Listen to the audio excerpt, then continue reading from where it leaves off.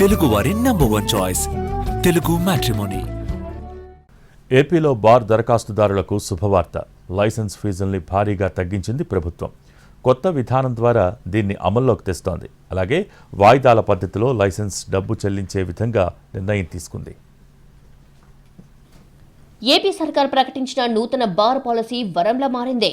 Licence ఫీజులో భారీ తగ్గింపుతో పాటు ఫీజును 6 సులభ వాయిదాల్లో చెల్లించే సదుపాయం కల్పించింది. ప్రభుత్వం తీసుకున్న ఈ నిర్ణయం వల్ల ఎక్కువ మంది దరఖాస్తుదారులు ముందుకు వస్తారని భావిస్తోంది. ఇక ఫీజుల విషయానికి వస్తే జిల్లాల వారీగా భారీగా తగ్గనున్నాయి. ఇప్పటి వరకు దాదాపు 2 కోట్ల వరకున్న ఫీజులు కాస్త 55 లక్షలకు తగ్గించారు. ఈ రేటు కడప, అనంతపురం, తిరుపతి, ప్రకాశం జిల్లాలకు వర్తించనుంది. ఇక పార్వతీపురం, మన్యం జిల్లాలో 35 లక్షలకు తగ్గించారు. ఇటు దరఖాస్తు ఫీజు కూడా 5 లక్షలకు పరిమితం చేసింది ప్రభుత్వం. గతంలో అయితే ఈ ఫీజు 10 లక్షల వరకు ఉండేది. చిన్న మున్సిపాలిటీలో అయితే 7.5 లక్షల వరకు ఉండేది. ఇప్పుడు రాష్ట్రమంతటా ఒకే విధంగా దరఖాస్తు ఫీజు 5 లక్షలు చేశారు. is a very reasonable number which has been kept, and దీనికి కారణం అంటే మోనోపోలిస్టిక్ టెండెన్సీస్ ఎక్కడైనా ఉన్నాయో, కొన్ని గ్రూప్స్ కొన్ని ఏరియాస్లో పబ్లిక్ నుంచి పార్టిసిపేషన్ రాకుండా చేయడానికి ఎక్కడైనా చేస్తారు. That we have to break that practice.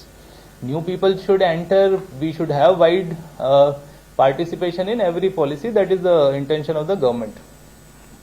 So ఈ 4 applications and license application fee గురించి these are the points. that application fee actually గా 2 slabs లో తగ్గించడం జరిగింది. from 10 lakh to 5 lakh, 7.5 lakh to 5 lakhs.